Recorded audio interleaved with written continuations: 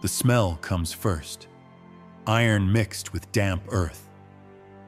Then the sound, a scream that echoes inside stone walls but never quite escapes them. Above, sunlight crashes down onto the sand of the Colosseum, blinding, golden, theatrical. Below, in the tunnels where daylight never reaches, something else is happening. Something Rome preferred not to name.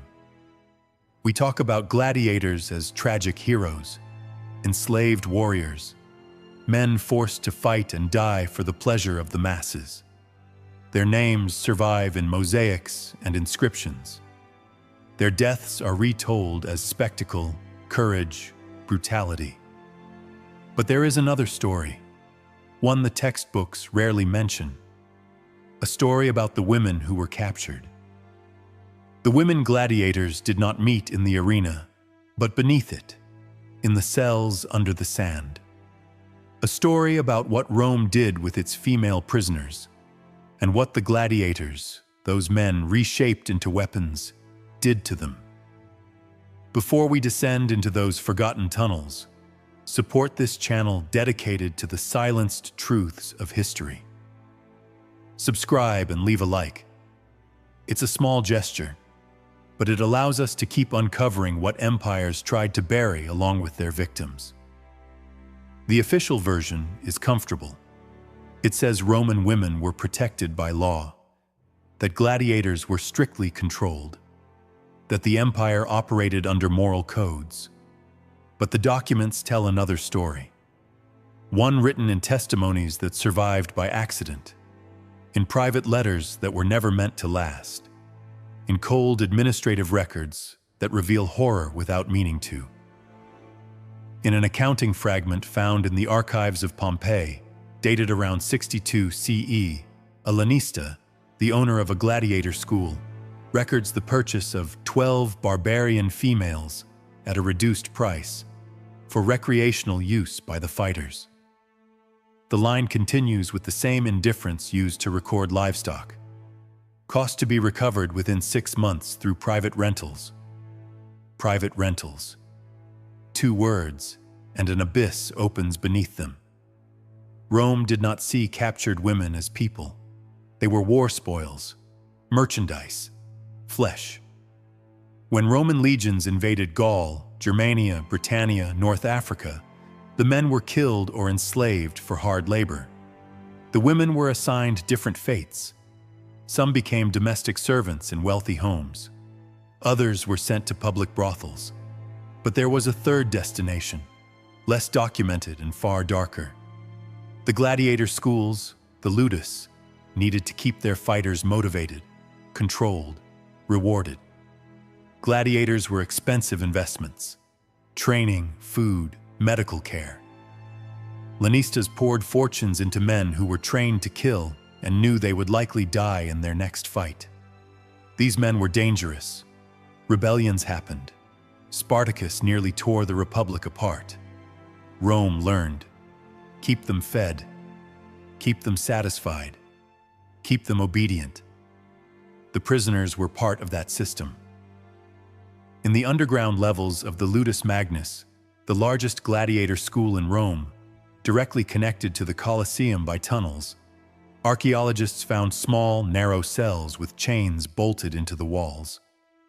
For decades, historians assumed these were punishment cells for disobedient fighters. But bone analysis conducted in 2018 revealed something else. The skeletons found there were female, young, marked by repeated trauma. A wax tablet discovered in Herculaneum, preserved by the ash of Vesuvius, contains a letter from a Thracian gladiator named Marcus to his mother.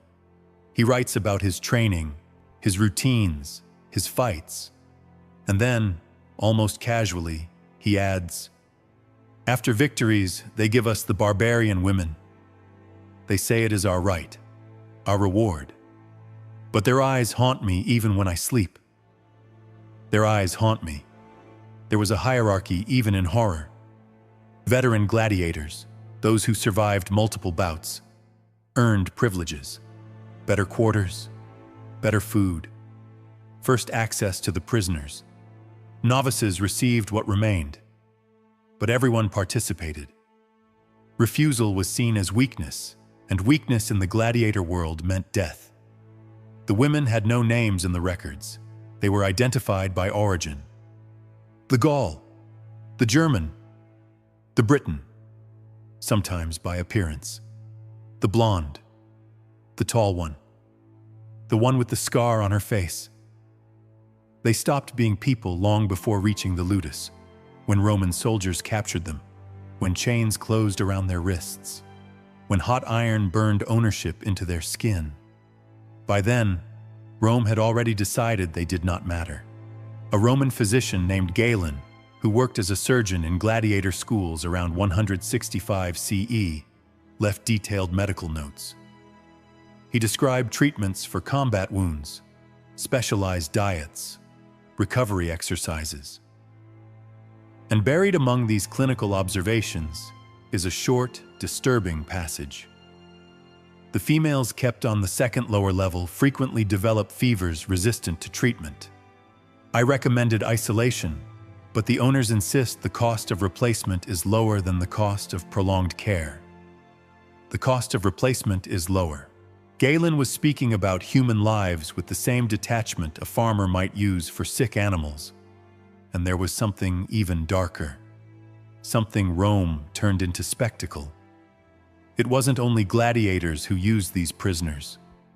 The Roman public wanted a share as well.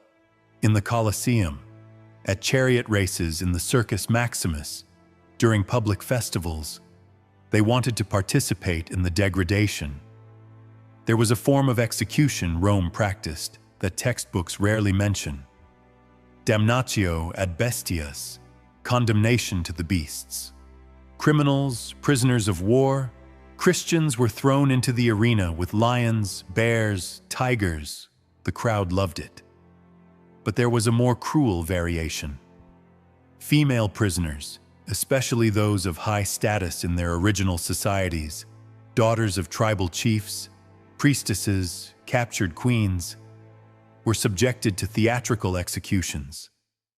Public reenactments of Roman myths, where they were forced to play female figures in scenes of mythological sexual violence.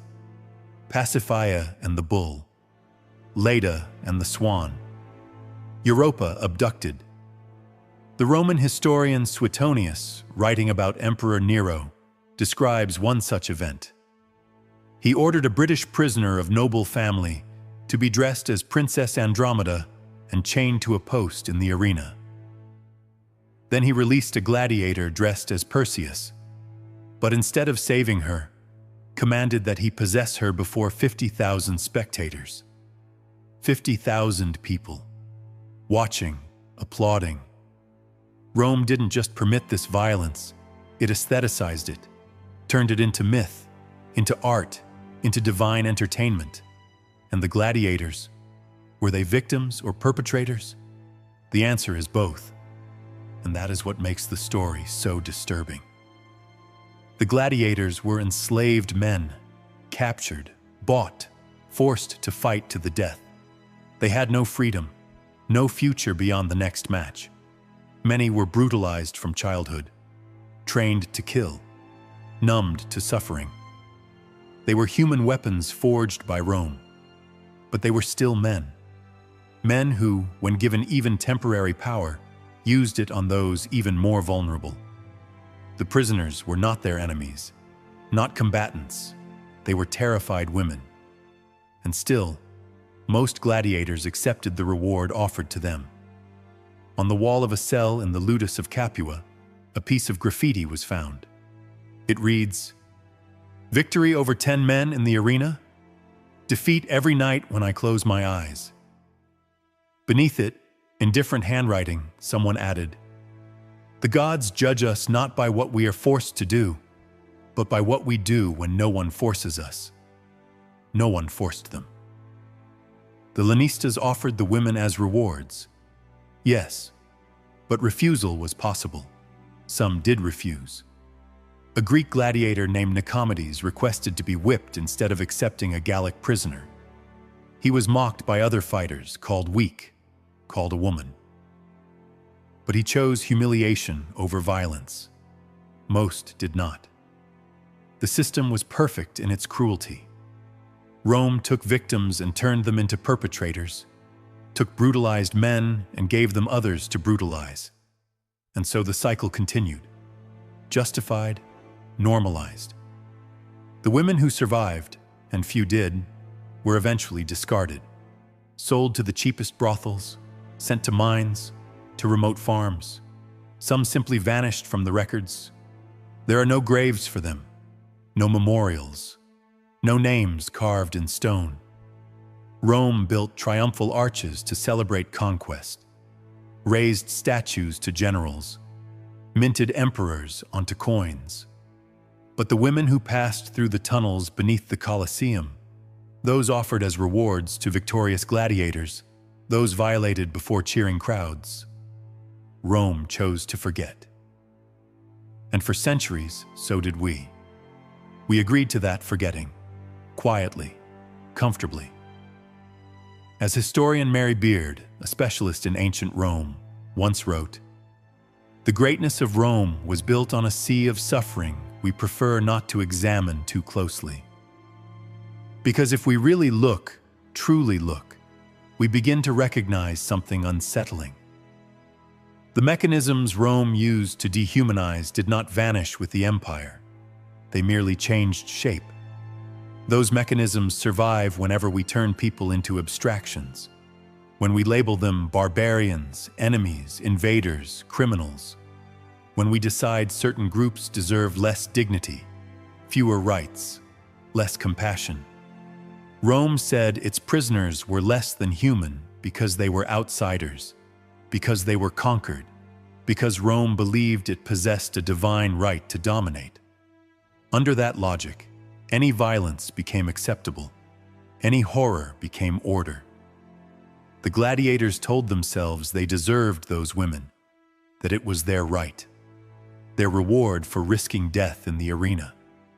And under that logic, they learned to silence the eyes that haunted them, to ignore the screams echoing through the tunnels, to look away from the humanity they were choosing to violate.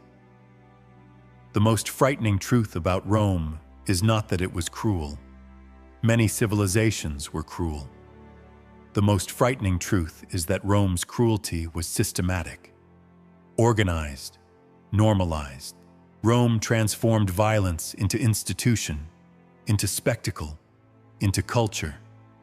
And it worked for centuries. The people sitting in the Colosseum were not uniquely monstrous. They were ordinary citizens. Parents, merchants, artisans, children. They brought food. They laughed. They talked. They watched people be killed, tortured, violated, and they called it entertainment, because their society told them it was legitimate. How many atrocities do we accept today simply because our society legitimizes them? How much suffering do we ignore because the victims have been labeled less important, less human, less deserving of empathy? Deep within the Vatican archives, preserved among thousands of ancient documents, there is a curious letter. It was written in the 5th century, after Christianity had become Rome's official religion and the gladiator games were slowly being abolished. A priest writes to another, expressing relief at the end of the lethal combats. But his relief is uneasy. "I fear," he writes, "that by abolishing the games, we are merely hiding our violence, not eliminating it. The men who took pleasure in watching death, they did not disappear. They will simply seek other places, other ways, to satisfy the same dark impulses." He was right. Violence did not disappear. It changed costumes, found new justifications, adopted new language. Today, nearly 2,000 years later, tourists stand smiling inside the ruins of the Colosseum. They take photographs where 50,000 Romans once watched people die. And we rarely ask the most uncomfortable question of all: have we truly evolved? Or have we simply become more sophisticated at hiding